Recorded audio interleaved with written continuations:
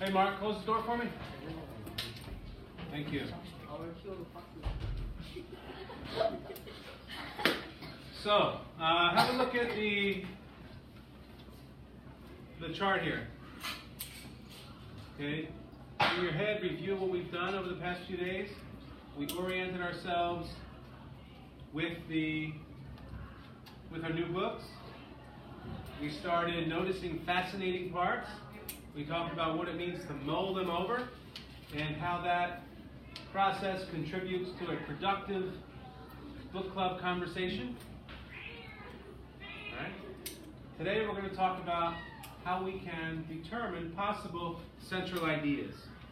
And so a central idea in a nonfiction text is similar to a theme in fiction. And you guys already have some ways of identifying central ideas in nonfiction text. I know you did this last year. It's something that you know something about already. So take a second now, turn and talk. What techniques or strategies do you already have to figure out central ideas in nonfiction texts? Turn and talk.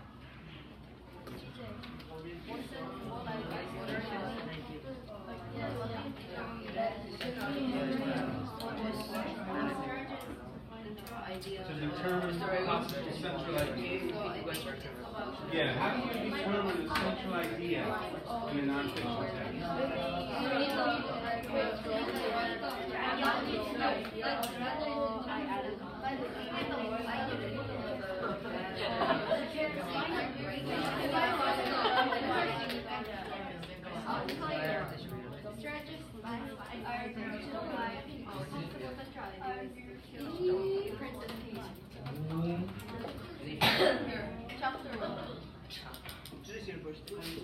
Okay, so some of the things I heard, some of the things you should know are headings and subheadings. That's what I heard that over here. Like in this book, we've got, the chapter has a heading, and throughout the text there are headings to each section, right? And that kind of shares the big topic, right, which can help us uncover a central idea. Some people say the first sentence in a paragraph, right?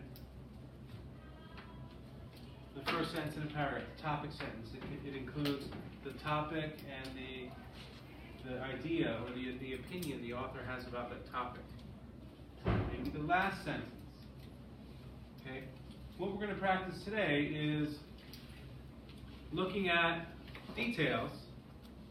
Okay, so putting details together like small puzzle pieces to see a bigger picture, to see a central idea. Right? And it's challenging because it's going to require you to access everything you know about the world. So for example, look up here. What do you see?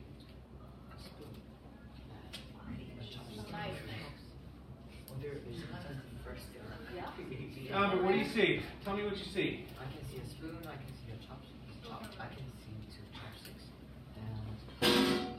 Alright, so we've got 2 chopsticks, a spoon, and a knife.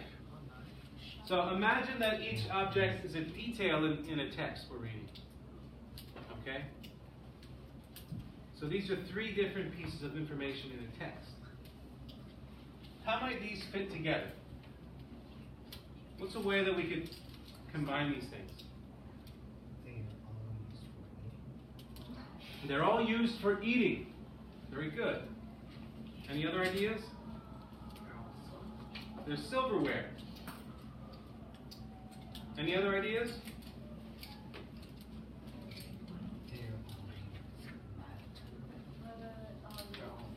They're all in the kitchen?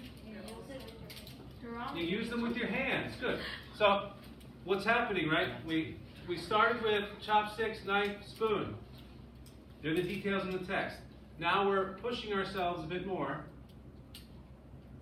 Right? They're not just individual things. They are things we use to eat. Okay? So let's say that's our first, maybe the first possible central idea we discover. And we read more in the text, we get more details. How might that central idea change? We add these. How does the way they fit together change? Now it's not just things we eat with, things we use to make food, right? Or prepare food, or things we find in the kitchen. That one still works, right? Because we find the pot in the kitchen too, right? Here's another one. What about this? What is the second living gorilla? An orangutan. I can't really see. The giraffe, elephant, and orangutan. Here, They're look. all animals. They're all living wild animals. They're all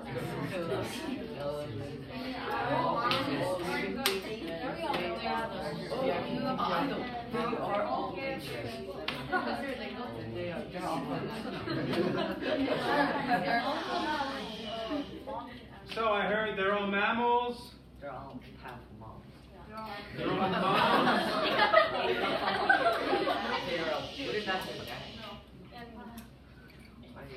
There's a parent and child, probably mother and child. So what big ideas might connect these details?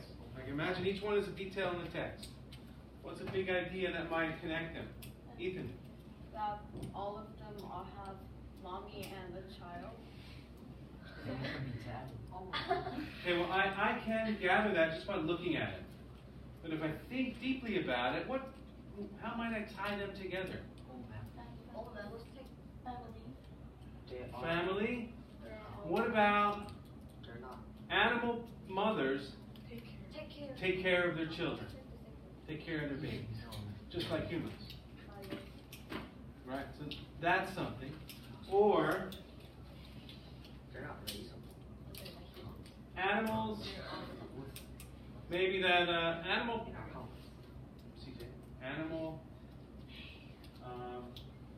babies resemble their parents. Right? They look like their parents. They look the same, right? So it's like miniature giraffe, miniature elephant. Okay, it's not the same in the animal kingdom. Okay, so what we're doing is taking some details and trying to think about how they fit together. Now, we're going to practice that with an excerpt from Fast Food Nation. Okay? So what I want you to do as I read, okay, in your notebook, okay, the reading I have is real short, but in your notebook, I want you to write down an interesting detail, just one. Okay, so every person is responsible for one interesting detail as I read. And you're going to write it down. So Jin, how many are you going to write down? Darren, how many are you going to write down? Gina, how many are you going to write down? Wonderful. I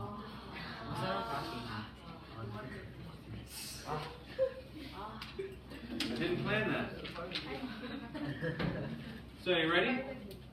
So I'm going to be reading about soda. One of the things I hate the most in the world. Really?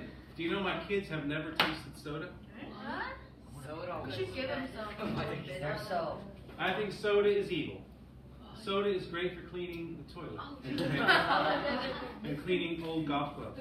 Oh, yesterday you bought a Mountain Dew. Yeah, we have. So, I'll be reading about soda and fast food.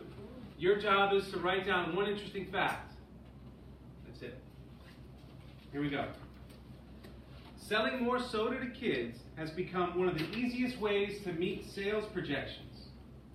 Influencing elementary school students is very important to soft drink or soda marketers. An article in the January 1999 issue of Beverage Industry Explained. Because children are still establishing their tastes and habits, 8-year-olds are considered ideal customers. They have about 65 years of purchasing in front of them. Entering the schools makes perfect sense, the trade journal concluded. The fast food chains also benefit enormously when children drink more soda. The chicken nuggets, hamburgers, and other main courses sold at fast food restaurants usually have the lowest profit margins. soda has by far the highest. We at McDonald's are thankful, a top executive once told the New York Times, that people like drinks with their sandwiches. Today, McDonald's sells more Coca-Cola than anyone else in the world. The fast food chains purchased Coca-Cola syrup for about $4.25 a gallon. A medium Coke that sells for $1.29 contains roughly 9 cents of syrup. Buying a large Coke for $1.49 instead, as the cute girl behind the counter always suggests, will add another 3 cents worth of syrup and another 17 cents in pure profit for McDonald's. I'm angry. Oh, I didn't write it down. What'd you write down? Turn and talk. Tell the person what you wrote down. 8-year-olds are naughty.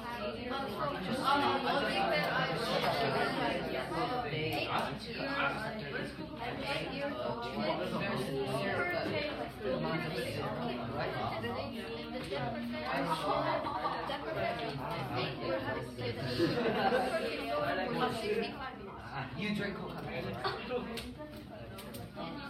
If you drink Coca-Cola, you become fat. Like,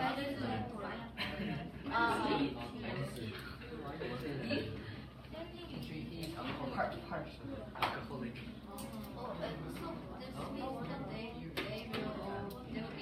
Oh, are you alcoholic?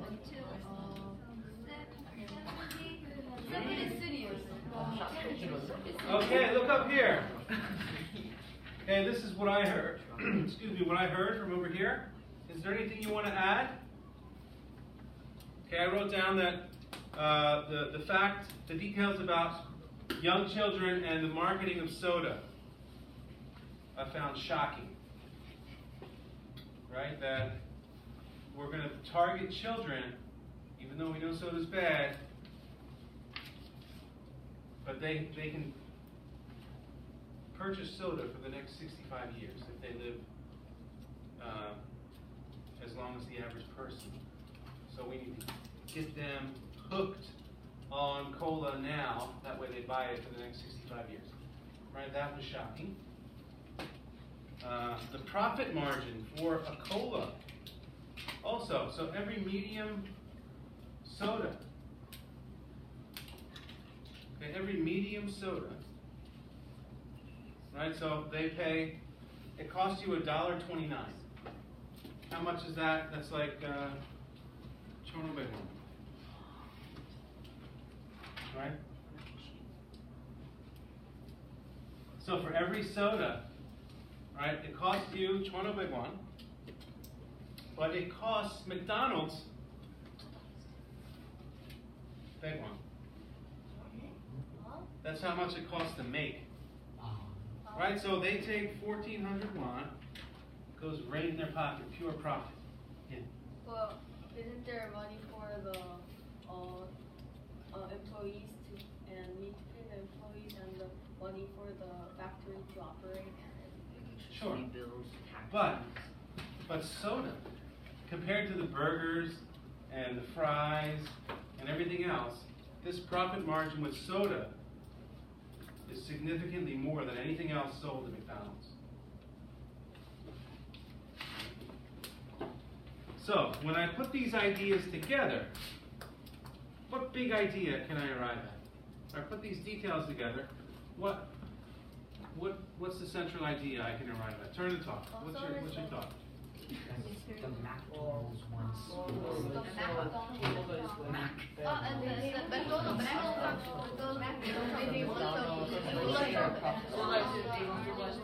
What do you think, Mark? What's the central idea? Just like No, just the central. Can you stop doing Like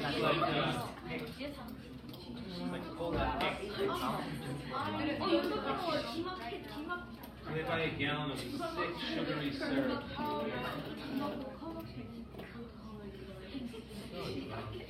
That's already made. Anybody have an idea? What might a central idea be at this point in the text? Based on these details, how might they fit together? Any ideas?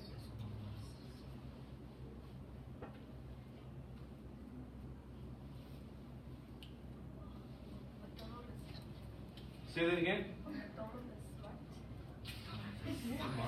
They're smart businessmen? Could be, because they intentionally target children to make a profit. So I think they're smart. You think that's smart, huh? Even though you are putting poison in the mouths of the world's children to make your pockets fatter? Inbe, you evil. The smart Isn't people. it the children's choice and the children's parents? Isn't it the children's parents' choice to Yeah. give soda or not? To Are 8-year-olds capable of making that decision? Their parents are responsible for that. Wow. Wow. Because it's not like, do you follow all that your parents say? So, the point is, what we did is we took these details from the short section, right? These details that stick out to us, and we use them. We put them together, kind of like puzzle pieces, in order to see something bigger, right? A possible central idea. And as we go through the text, just like we evaluate and revise our ideas about themes and character traits as we move through a text, we do the same thing with nonfiction, right? As we learn new things, we revise our ideas about these central ideas and big topics. Now, one thing to remember is that a central idea is not a topic, right? It's not a topic. So like soda or fast food is not a central idea, right? For it to be a central idea, it has to include what the author aims to teach us about, right? So a central idea in here might be that the fast food industry is aimed at or does not care about the health of its consumers, right? And that's like what the author wants us to learn through this. Okay. So as you work today, I want you to think about that in your books. You're writing it down. I got a surprise for you. We're going to go down to the library